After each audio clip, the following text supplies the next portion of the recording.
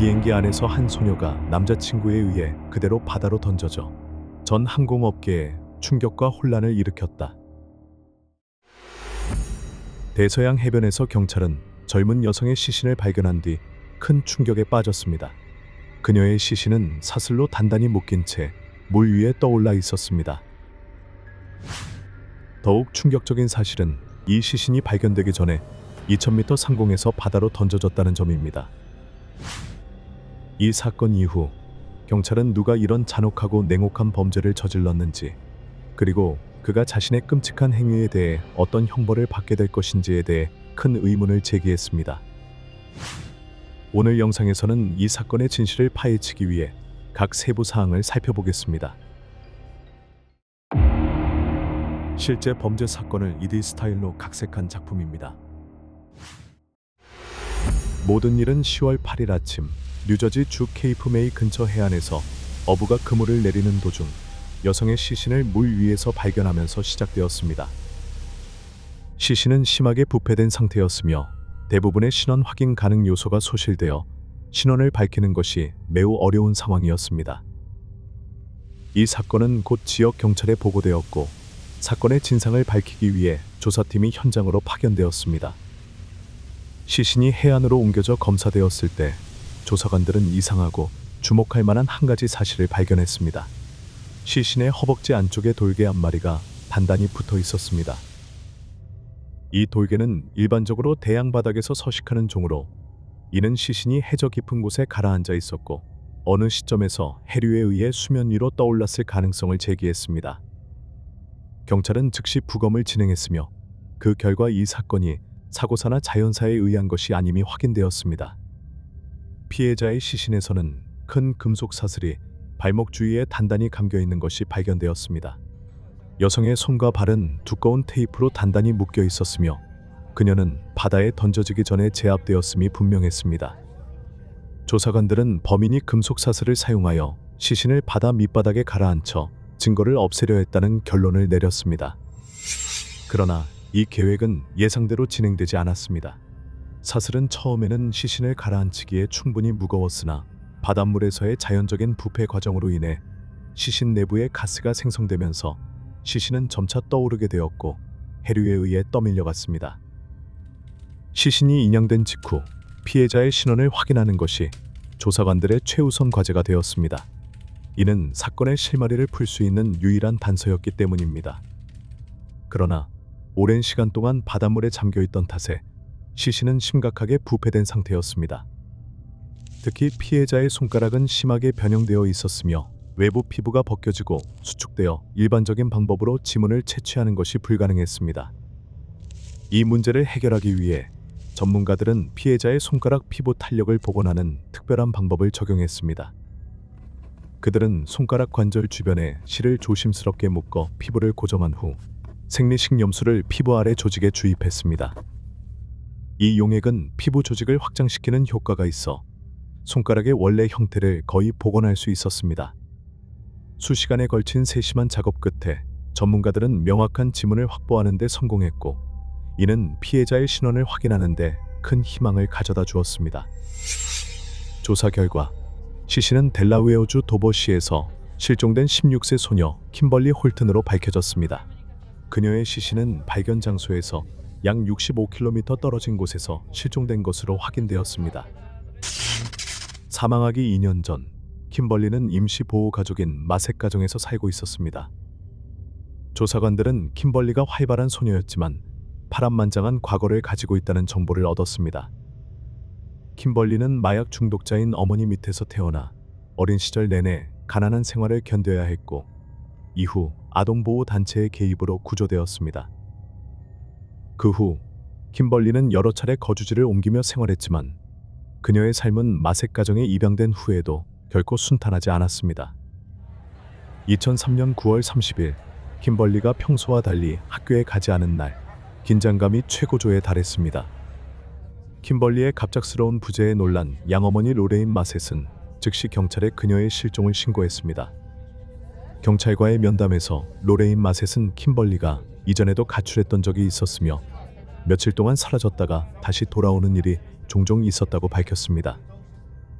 그러나 이번 경우는 이전과는 완전히 달랐습니다. 킴벌리는 돌아올 것이라는 어떠한 신호도 남기지 않았고 그녀의 긴 침묵은 로레인에게 심각한 일이 발생했을 것이라는 믿음을 주었습니다. 조사에 착수한 경찰은 킴벌리가 양부모 가정에서 생활하며 겪은 우려스러운 세부 사항들을 발견했습니다. 마색 가정은 경제적으로 안정된 것으로 평가되었지만 가정 내 분위기는 항상 평화롭지는 않았습니다. 킴벌리는 가족 구성원들, 특히 양부모와 종종 거리를 두는 모습을 보였습니다. 몇몇 이웃들은 킴벌리가 양어머니와 심각한 언쟁을 벌이는 장면을 목격했다고 증언했으며 이는 둘 사이의 관계가 점점 더 악화되었음을 나타냈습니다. 킴벌리의 시신을 부검하는 동안 조사관들은 즉각적으로 그녀의 사망 원인을 설명할 만한 명백한 외상 흔적을 발견하지 못했습니다. 하지만 보다 면밀한 검사를 통해 법의학자는 킴벌리가 머리에 심각한 충격을 받았음을 밝혔습니다. 이 충격은 그녀가 상당한 높이에서 떨어진 후 발생했을 가능성이 높았습니다. 이 발견은 킴벌리의 사망에 대한 일부 단서를 제공했지만 동시에 그녀가 어떻게 그러한 높이에서 떨어지게 되었는지, 이것이 사고였는지 아니면 의도된 행위였는지에 대한 추가 의문을 제기했습니다. 킴벌리의 시신에서 발견된 가장 중요한 물리적 증거 중 하나는 그녀의 발목에 단단히 감긴 금속 사슬이었습니다.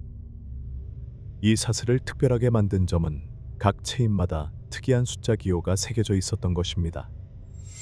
이것은 일반적인 사슬에서는 보기 드문 세부 사항으로 이는 중요한 단서가 될 가능성이 있었습니다.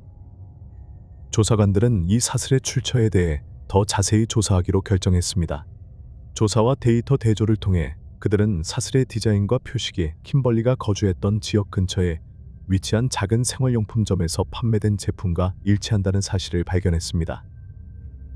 이 상점은 지역 주민들에게 익숙한 장소였으며 사슬의 출처가 여기라는 사실은 새로운 조사 방향을 열어주었습니다. 조사팀은 킴벌리 실종 당시 이 상점에서의 구매 기록을 추적해 이 사슬을 구매한 사람이 누구인지 확인하기로 했습니다. 생활용품점의 판매 기록을 확인한 결과 관리자는 킴벌리의 시신에서 발견된 사슬과 유사한 제품에 대한 정보를 신속히 확인했습니다. 판매 기록을 살펴본 결과 동일한 종류의 사슬과 자물쇠, 시멘트 블록이 킴벌리 실종 하루 뒤인 10월 1일에 구매되었음이 밝혀졌습니다.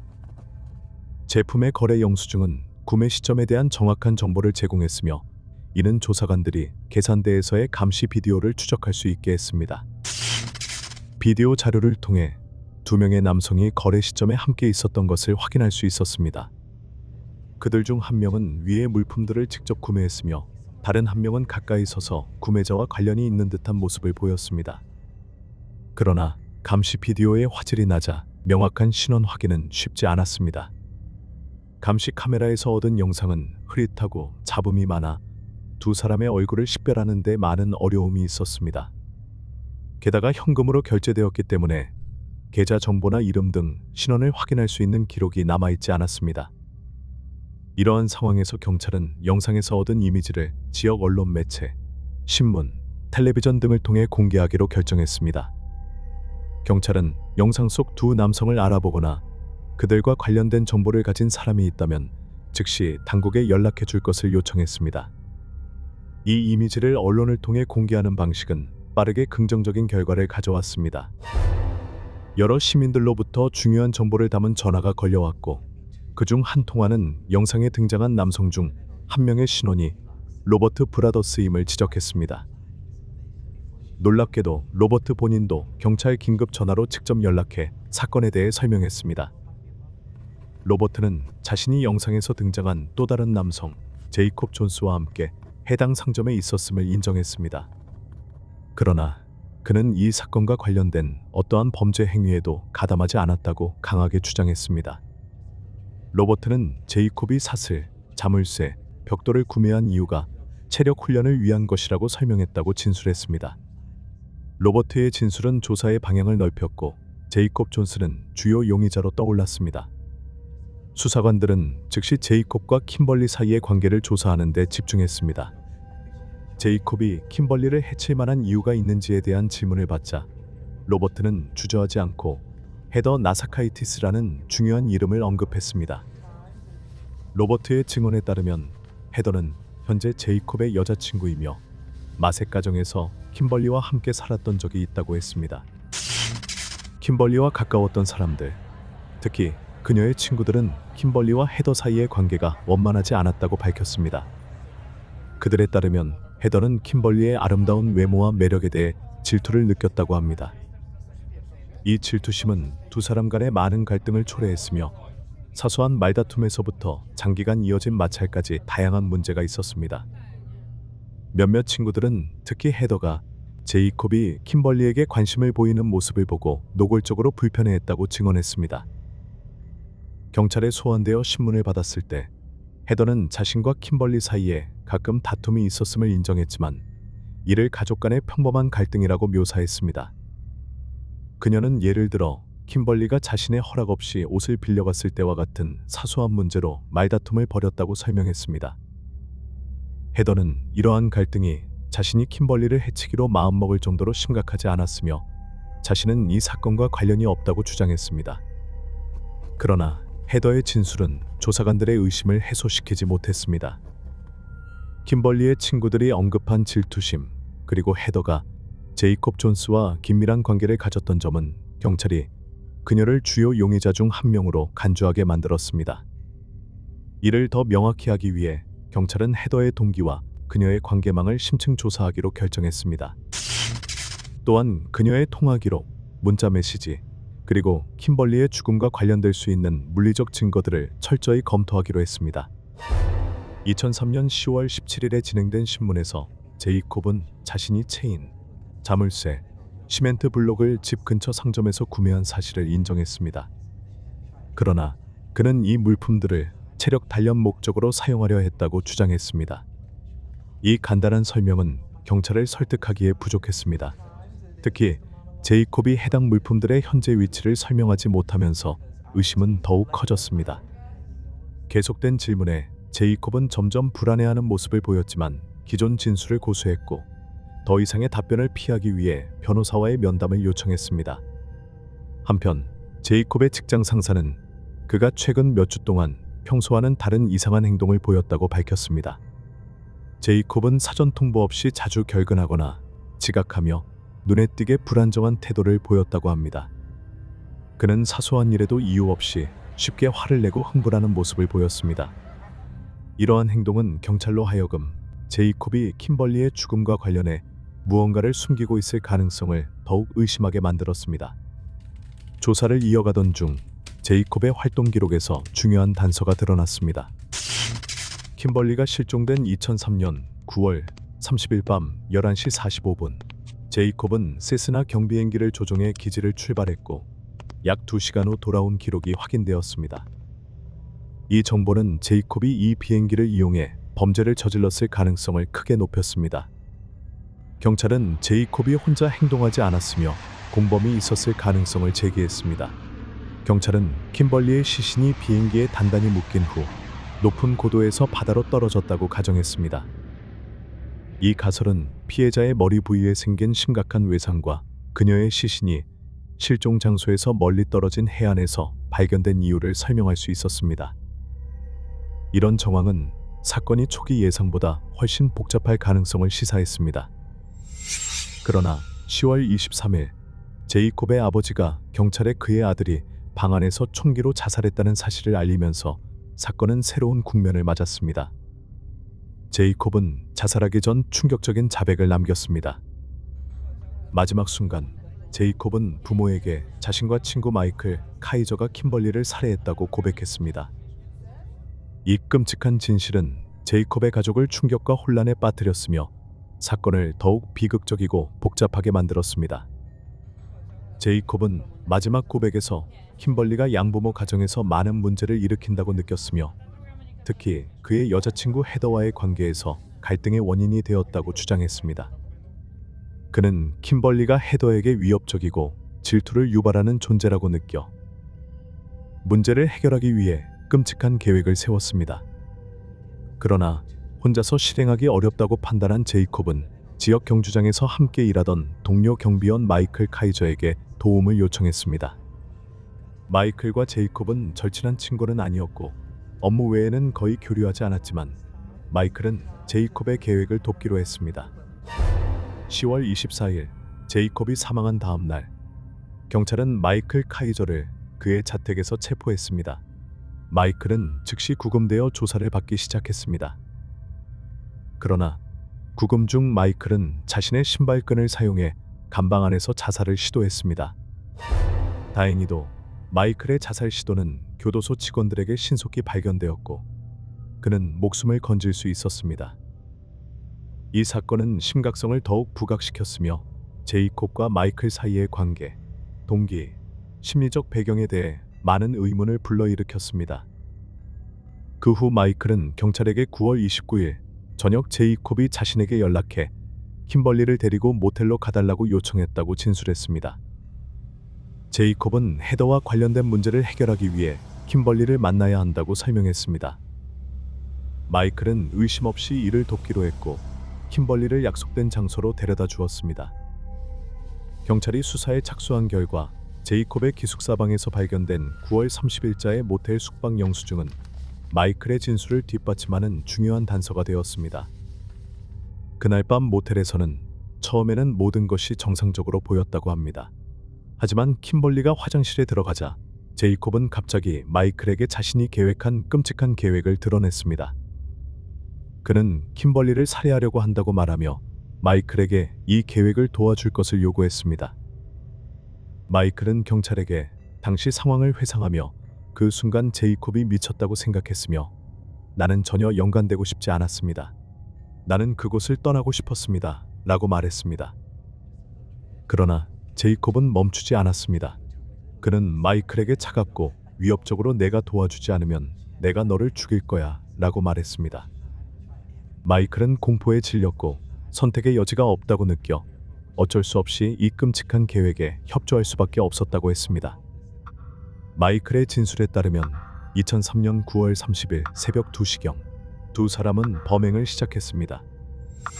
킴벌리가 화장실에서 나오자 제이콥은 마이클에게 그녀를 붙잡으라고 신호를 보냈습니다. 마이클은 제이콥의 위협에 굴복해 그의 지시에 따라 행동할 수밖에 없었고 제이콥은 그 사이에 잔인한 방법으로 킴벌리를 살해했습니다. 범행 후 제이콥과 마이클은 곧바로 킴벌리의 시신을 자동차 트렁크에 옮겼습니다. 시신은 몇 시간 동안 트렁크에 방치되었고 그 사이 두 사람은 범죄의 흔적을 지우기 위한 계획을 세웠습니다. 밤이 되자 제이콥은 델라웨어주 체스월드의 작은 공항으로 차를 몰고 갔습니다. 그곳에서 그는 개인 비행을 명목으로 세스나 경비행기를 대여했습니다. 마이클은 제이콥을 도우러 동행했고 두 사람은 킴벌리의 시신을 금속 체인과 시멘트 블록으로 단단히 묶어 비행기에 실었습니다. 그들의 계획은 대서양 위에서 시신을 투하해 범죄의 모든 흔적을 없애는 것이었습니다. 비행기가 필요한 고도에 도달하자 제이콥과 마이클은 킴벌리의 시신을 바다로 투하했습니다.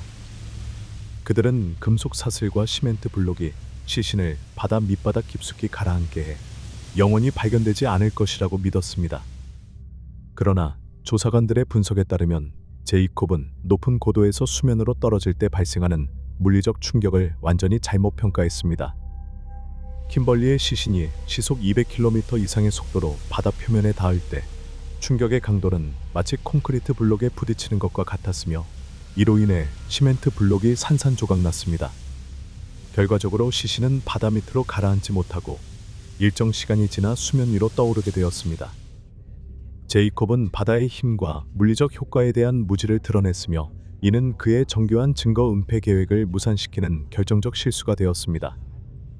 심하게 부패한 상태였지만 킴벌리의 시신은 결국 발견되었고 이는 이 끔찍한 범죄를 폭로하는 결정적 증거가 되었습니다.